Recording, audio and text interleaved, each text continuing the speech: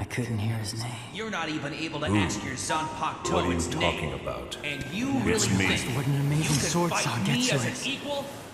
I see. Spiritual aura is practically So burning I up the still air. can't reach you. I never did really try to understand Zangetsu. What's the matter now, partner? Even amidst the fierce Maybe you fighting, aren't aware your of inner this, world doesn't so but much as Zangetsu quiver. and I have always been one and the same. What's the difference between a king and his horse? Instinct!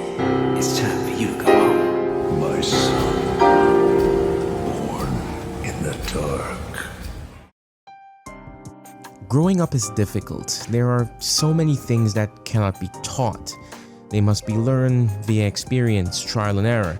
And as the new year approaches, we continue to face these trials and errors.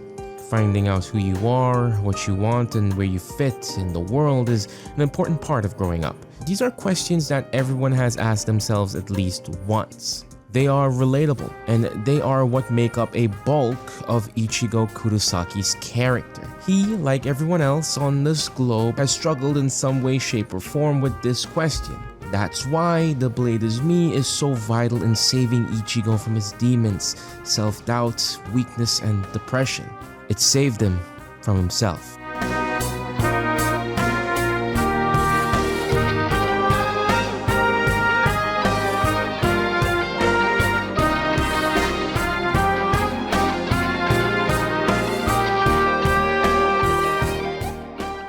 Now, what do I mean by it saved him from himself? Throughout the series, Ichigo has been one of his worst enemies. I'd argue he's been his greatest enemy, constantly holding himself back unintentionally, being afraid of the unknown within himself, of his own power, a prevalent plot point within Bleach and Ichigo himself that until this point had remained unknown. Yes, we know he was a Soul Reaper thanks to Isshin, and the Fullbring arc brought Ichigo back to his roots and revitalized him as a character. But there were still questions about his origin that Isshin had proposed all those chapters ago during the fake Karakura Town arc. And let's not even get started on his hollow abilities. Yes, Ichigo was a Visored, but how? Surely it couldn't simply be because of his training with Urahara, right? Why did he have two Zanpakuto spirits? So many questions left unanswered until now. So, let's start from the beginning. Rukia first awakened Ichigo's powers. Up until that time, Ichigo had no notion of who his parents were or the Ryatsu stirring inside him. Yet, something was off, and Rukia says so. The size of Ichigo's sword and the power he was able to demonstrate from that moment onward appeared to be beyond the capabilities of a regular substitute Soul Reaper. It's no surprise Ichigo is unfamiliar with so many concepts. If we go ahead to his first encounter with Renji, we can see a bit of foreshadowing in their dialogue, providing new knowledge about the Zanpakuto to the audience and Ichigo. So tell me, what's the name of that monstrosity? Huh? What's its name? Wait, are you guys telling me you all name your swords? I knew it. You're not even able to ask your Zanpakuto its name. And you really think you can fight me as an equal?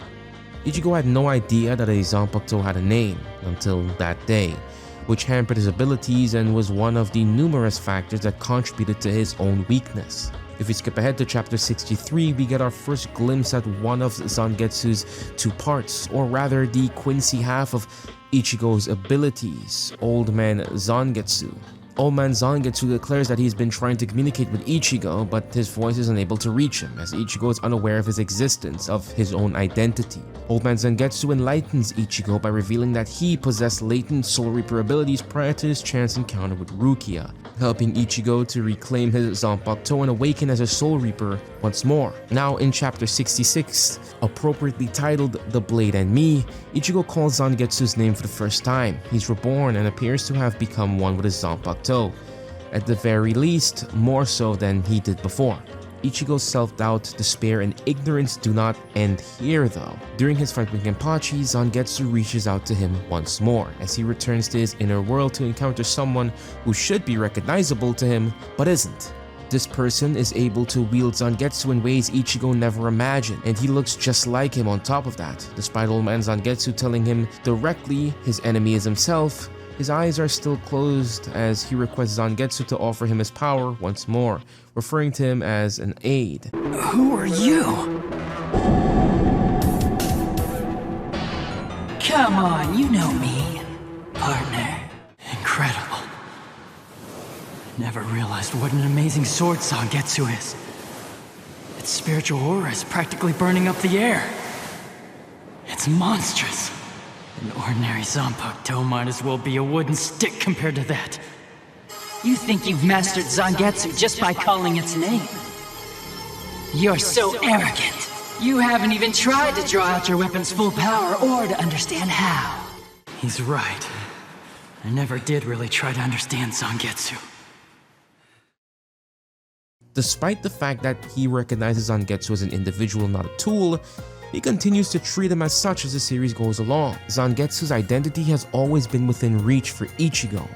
Every battle he's fought, every ability he's unlocked, getting closer yet so far from his full potential. However, his ignorance kept leading him to reject one part of Zangetsu in favor of the other, or rather reject the true version of Zangetsu within him, White.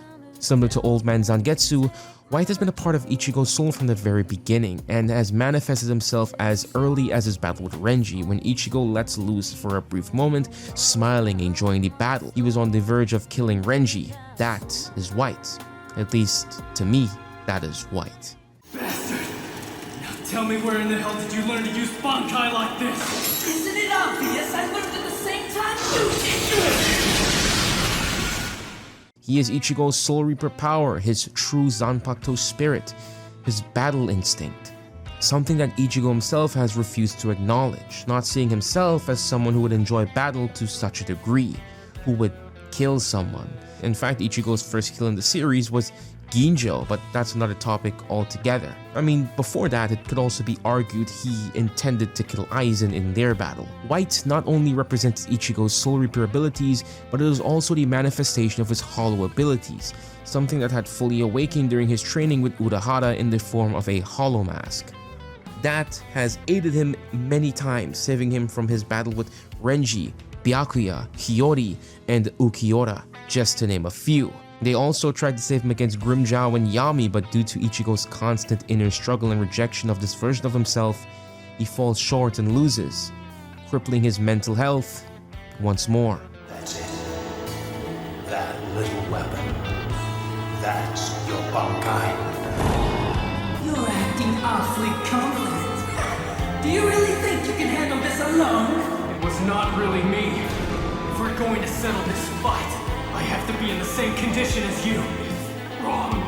This is not the way I want to defeat you! One of Bleach's most memorable moments is the speech about instinct. Ichigo questions himself again when entering his inner world and meeting White for the second time. When confronted with the answer to the question of where Zangetsu is, he refuses to listen to the truth. This is where the legendary King and Horse speech come into play. The speech is somewhat flawed, perhaps I'm misinterpreting something, but it appears to me that White is telling Ichigo that if you mean to use me as a tool, then utilize me, then stop holding yourself and, by extension, me, back. White states that he is not willing to accept someone who is far weaker than him, a constant struggle between Ichigo and his weapon. A king and his horse, though, are two distinct individuals, but a Zanpakuto and a Soul Reaper are not. Neither is superior to the other. A Zanpakuto essentially is an extension of oneself. It is a part of your soul. Think of it as an organ. Your heart, which beats and keeps the blood flowing throughout your body. Without it, you would die. Ichigo's rejection of this part of himself can mirror that of self-hatred. This rejection is also the reason why he has faced death on so many occasions, or near death. It manifests during his struggle with Ukiura and the time limit on his visored mask. And when I do say it manifests during his struggle with Ukiura, I'm not specifically talking about Vastolore, but the fact that Ichigo, after reverting back to his normal form, is upset with himself for even using the Vastolore transformation, even though it wasn't something that he did consciously. He keeps saying that he doesn't want to fight, he doesn't want to win that way. But it begs the question, what way? That is his true Zanpakuto, that is his killer instinct, that is Ichigo Kurosaki. He still rejects this aspect of himself. He is stronger than White, certainly, but he still has no grasp on the wider picture of what his origins are, of who White and the Old Man are. It's a miracle that Ichigo made it this far while fighting with a false Zangetsu, a product of his own limitations and limited knowledge. This is why all but the rain and the focus of this video, The Blade is Me, is so important for Ichigo and Bleach as a series. It recontextualizes so many of the series' questions surrounding Ichigo himself and gives new meaning to events that should have been as clear as day to us, the audience, and the protagonist, like White's constant reinforcement of being Zangetsu. Ichigo's mental anguish subsides, his depression conquered, his abilities nerfed no more, and his anger no longer placed at himself but in a new direction to a new enemy. The sun who was once born in darkness is no more. The rain is gone and Ichigo, like his Zanpakuto, is reforged. They are finally one, in sync, one soul, one mind, one body. The Blade is Me, saved. And that's pretty much all I had for today. I hope you guys enjoyed this video. If you like anything I had to say, please, I would greatly appreciate it if you subscribed. I'm trying to hit 10K in 2023 and I'm almost there. This video was fun making and Bleach is off to a very great start and it ended in a very amazing place. I can't wait for the second core. Let's discuss Bleach in the comments below. Let's talk about Ichigo. Let's talk about The Blade is Me, right? This is my first time encountering this chapter since I hadn't read up to this point in the manga when Bleach initially was running all those years ago. And I'm so happy I did because it's just been so amazing watching Bleach week to week again. And well, again, if you like this kind of analytical content, then stick around. This is what my channel is for. I'm working on a few videos. I got a Naruto video in the works. I have a Yakuza video that I've been putting off. And I do want to talk a little bit about God of War Ragnarok in the future. So if you are interested in any of those things, or if you just like Bleach, because this will not be the last time I'll talk about Bleach, I really want to dive into the Fullbring arc and why I really do love it. But besides all that, thank you so much for tuning in to this video. I appreciate all the support I've gotten. Happy New Year, everybody. Thank you so much for the support. And depending on when this video is uploaded, it's probably my birthday or it's past. So if you guys could wish me a happy birthday, that'd be great. And this has been Grimtoki. This has been Beyond Animation, and I'll see you in the next one. Peace.